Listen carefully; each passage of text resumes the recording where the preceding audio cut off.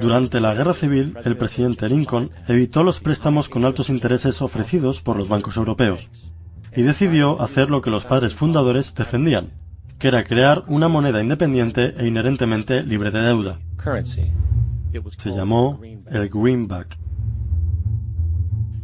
A poco de tomada esta medida, un documento interno circuló entre los intereses banqueros privados británicos y americanos, declarando: la esclavitud es ser dueño de la labor y trae consigo el cuidado de los trabajadores, mientras que el plan europeo es que el capital controlará la labor a través de los salarios. Esto puede hacerse controlando el dinero. No se permitirá el Greenback, ya que no podemos controlar eso. Esta política de reserva fraccional, perpetrada por la Reserva Federal, que se ha desplegado en la práctica a la gran mayoría de los bancos en el mundo, es de hecho un sistema moderno de esclavitud. Piénsenlo. El dinero se crea de la deuda. ¿Qué hace la gente cuando está endeudada? Se presentan a un empleo para pagarla. Pero si el dinero solo se puede crear de los préstamos, ¿cómo puede la sociedad librarse alguna vez de la deuda? No puede. Y ese es el punto. Y es el miedo de perder sus activos asociada con la lucha por mantenerse, con la deuda e inflación perpetuas inherentes en el sistema, acrecentado por la escasez inescapable dentro del suministro monetario mismo, creado por el interés que nunca se puede pagar, que mantiene el salario esclavo alineado, corriendo en la rueda de hámster con otros millones, en efecto, dándole poder a un imperio que verdaderamente beneficia solo a la élite en la punta de la pirámide. Pues, al final del día, ¿para quién estás trabajando realmente? Los bancos. El dinero se crea en los bancos e invariablemente termina en un banco. Ellos son los maestros verdaderos, junto con las corporaciones y gobiernos a los que apoyan. La esclavitud física requiere que la gente sea alimentada y alojada. La esclavitud económica requiere que la gente se alimente y se aloje a sí misma. Es uno de los engaños más ingeniosos de manipulación que jamás se haya creado, y en su núcleo es una guerra invisible contra la población. Deuda es el arma usada para conquistar y esclavizar sociedades, y el interés es su munición principal. Y mientras la mayoría camina por ahí ignorante de esta realidad, los bancos, en conspiración con el gobierno y las corporaciones, continúan perfeccionando y expandiendo sus tácticas de guerra económica, generando nuevas bases como el Banco Mundial y el Fondo Monetario Internacional. Y de esa manera nosotros realmente hemos creado un imperio, pero lo hemos hecho muy sutilmente. Es clandestino. Todos los imperios del pasado fueron construidos sobre lo militar, y todos sabían que los estaban haciendo. Los británicos sabían que lo estaban haciendo, los franceses, los alemanes, los romanos, los griegos, y estaban orgullosos de ello. Siempre tuvieron una excusa como extender la civilización, extender alguna religión o algo como eso, pero sabían que lo estaban haciendo. Nosotros no. La mayoría de la gente en los Estados Unidos no tiene idea de que estamos viviendo de los beneficios del imperio clandestino, de que hoy hay más esclavitud en el mundo de la que nunca antes hubo. Entonces tienes que preguntarte, bueno, si es un imperio, entonces ¿quién es el emperador? Obviamente nuestros presidentes no son emperadores. Emperador es alguien que no es elegido, no sirve un periodo limitado y esencialmente no se justifica ante nadie. No puedes calificar a nuestros presidentes de esta forma. Pero sí tenemos lo que yo considero el equivalente del emperador, y es lo que yo llamo la corporatocracia. La corporatocracia es este grupo de individuos que dirigen nuestras corporaciones más grandes, y ellos realmente actúan como el emperador de este imperio.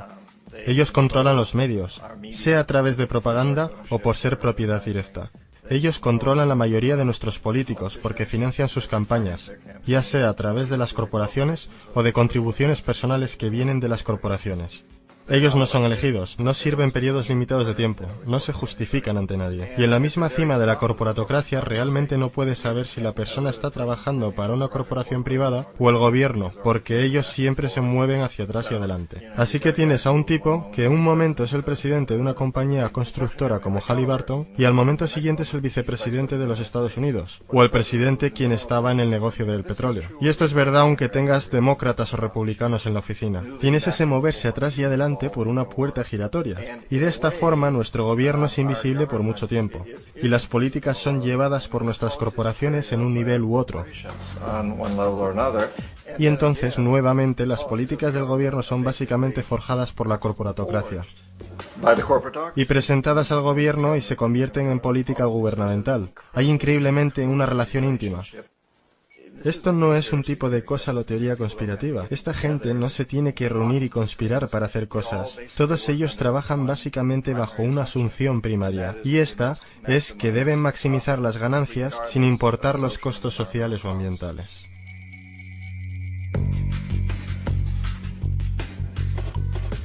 Este proceso de manipulación de la corporatocracia a través del uso de deuda, soborno y derrocamientos políticos se llama globalización. Así como la Reserva Federal mantiene al pueblo americano en una posición de servidumbre contractual a través de la deuda perpetua, la inflación y el interés, el Banco Mundial y el Fondo Monetario Internacional sirven este rol en una escala global. El engaño básico es simple. Pone un país en deuda, bien por su propia indiscreción o corrompiendo al líder de ese país, y entonces imponer condicionalidades o políticas de ajuste estructural. A menudo consistiendo en lo siguiente. Devaluación de la moneda. Cuando el valor de la moneda cae, así también lo hace todo lo que está valuado en ella. Esto hace los recursos indígenas disponibles a países depredadores a una fracción de su valor. Grandes recortes de fondos para programas sociales. Esto normalmente incluye educación y salud, comprometiendo el bienestar y la integridad de la sociedad, dejando al público vulnerable a la explotación. Privatización de empresas del Estado. Esto significa que sistemas sociales importantes se pueden comprar y regular por corporaciones foráneas por ganancias. Por ejemplo, en 1999, el Banco Mundial insistió que el gobierno boliviano vendiera el sistema público de agua de su tercera ciudad a una subsidiaria de la corporación americana Bechtel. Tan pronto ocurrió, las facturas de agua para los residentes locales ya empobrecidos se dispararon al cielo. No fue sino hasta una revuelta completa del pueblo que el contrato se anuló. Entonces está la liberación del comercio, o la apertura de la economía quitando las restricciones de comercio exterior. Esto permite un número de manifestaciones económicas abusivas, tales como que las corporaciones transnacionales traigan sus propios productos en masa, vendiendo más barato que la producción indígena y arruinando la economía local. Un ejemplo es Jamaica, que después de aceptar préstamos y condicionalidades del Banco Mundial, perdió sus mercados de cosechas más grandes debido a competencia con importaciones occidentales. Hoy, granjeros incontables están sin trabajo, pues son incapaces de competir con las grandes corporaciones. Otra variación es la creación de numerosas, aparentemente desapercibidas, desreguladas e inhumanas fábricas explotadoras, que toman ventaja de la economía impuesta. En adición, debido a la desregulación de la producción, la destrucción ambiental es perpetua, ya que los recursos a menudo son explotados por corporaciones indiferentes mientras liberan grandes cantidades de contaminación deliberada. La demanda ambiental más grande en la historia del mundo hoy viene de parte de 30.000 ecuatorianos y gente del Amazonas contra Texaco, de la que ahora es dueña Chevron. Así que es contra Chevron, pero por actividades conducidas por Texaco. Han estimado que han sido más de 18 veces lo que Exxon Valdez volcó en las costas de Alaska. En el caso de Ecuador no fue un accidente. Las compañías lo hicieron intencionalmente. Ellos sabían que lo estaban haciendo para ahorrar dinero en vez de arreglar la disposición apropiada. Además, un somero vistazo a los registros de rendimiento del Banco Mundial revela que la institución, que clama públicamente ayudar países pobres a desarrollar y aliviar la pobreza, no ha hecho nada, excepto incrementar la pobreza y la no distribución de riquezas, mientras las ganancias corporativas se elevan. En 1960, la brecha de ingresos entre un quinto de la población y los países más ricos versus un quinto en los países más pobres era 30-1. En 1998 era de 74-1. Mientras el Producto Bruto Global subió 40% entre 1970 y 1985, los que están en la pobreza en realidad son más, un 17% más. Mientras que de 1985 a 2000, aquellos que viven con menos de $1 al día se incrementaron un 18%. e incluso el Comité Económico del Congreso norteamericano admitió que hay un mero 40% de éxito de todos los proyectos del Banco Mundial. En los años 60, el Banco Mundial intervino en Ecuador con grandes préstamos. Durante los próximos 30 años, la pobreza creció del 50% al 70%. Sobreempleo y desempleo crecieron de 15% al 70%. La deuda pública se incrementó de 240 millones a 16.000 millones, mientras que la porción de recursos destinados a los pobres bajó de 20% al 6%. De hecho, para el año 2000, el 50% del presupuesto nacional de Ecuador tuvo que ser destinado para pagar sus deudas. Es importante entender que el Banco Mundial es, de hecho, un banco norteamericano que apoya intereses de los Estados Unidos, pues Estados Unidos tiene poder de veto sobre las decisiones, porque es el proveedor más grande de capital. ¿Y dónde consiguió su dinero? Adivina. Lo hizo del aire a través del sistema bancario de reserva fraccionada. Basado en el Producto Bruto Interno, de las primeras 100 economías del mundo, 51 son corporaciones y 47 de esas 51 tienen base en los Estados Unidos. Walmart, General Motors y Exxon son económicamente más poderosas que Arabia Saudita, Polonia, Noruega, Sudáfrica, Finlandia, Indonesia y muchos otros. Y mientras las barreras proteccionistas se rompen, las monedas se unifican y manipulan en mercados flotantes, y las economías de los estados se vuelcan a favor de competir en el capitalismo global. El imperio se expande. Usted aparece en su pequeña pantalla de 21 pulgadas y grita sobre América y la democracia. No existe América. No existe la democracia. Solo existe la IBM, la ITT, la AT&T, y DuPont, Dow, Union Carbide y Exxon. Esas son las naciones del mundo hoy día.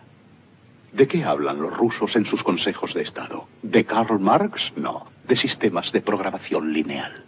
De teorías sobre estadística, de problemas económicos, y computan costos de sus transacciones e inversiones, como hacemos nosotros. Ya no vivimos en un mundo de naciones e ideologías, señor Bill. El mundo es un colegio de corporaciones, inexorablemente dirigido por los estatutos inmutables de los negocios.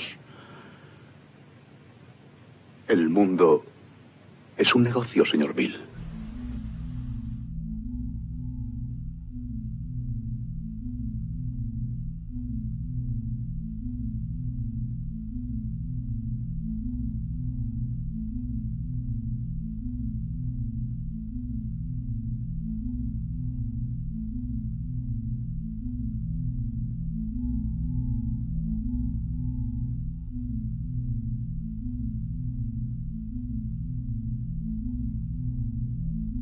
El mundo está siendo tomado por la mano poderosa de los negocios, que dominan los recursos naturales de los que necesitamos vivir, mientras controlan el dinero que necesitamos para obtener estos recursos.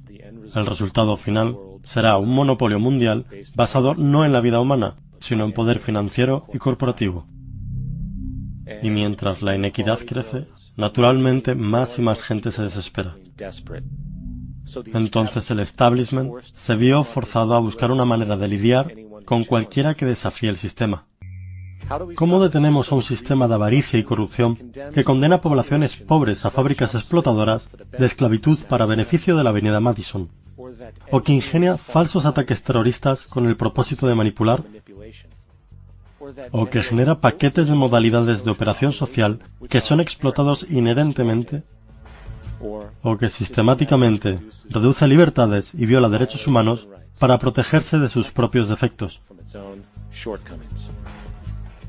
¿Cómo lidiamos con las numerosas instituciones encubiertas, como el Consejo de Relaciones Exteriores, la Comisión Trilateral y el Grupo Bilderberg, y otros grupos elegidos antidemocráticamente, que a puertas cerradas conspiran para controlar los elementos políticos, financieros, sociales y ambientales de nuestras vidas? Estadísticamente, la mayoría de estas personas no tienen educación y vienen de sociedades depravadas o pobres. Y contrario a la propaganda, Es este condicionamiento ambiental que los lleva a la conducta violenta y criminal. Sin embargo, la sociedad mira para otro lado en lo que se refiere a este punto. Los sistemas legales y las prisiones son otro ejemplo más de cómo nuestra sociedad evita examinar las causas raíz de la conducta. Miles de millones se gastan cada año en prisiones y policía, mientras solo una fracción se gasta en programas para la pobreza, que es una de las variables más fundamentales responsables del crimen para empezar.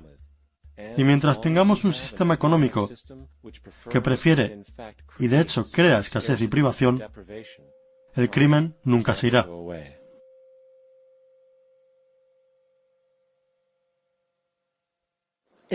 Si la gente pudiera satisfacer sus necesidades básicas, sin sometimiento, deudas, trueques, se comportarían de forma muy diferente.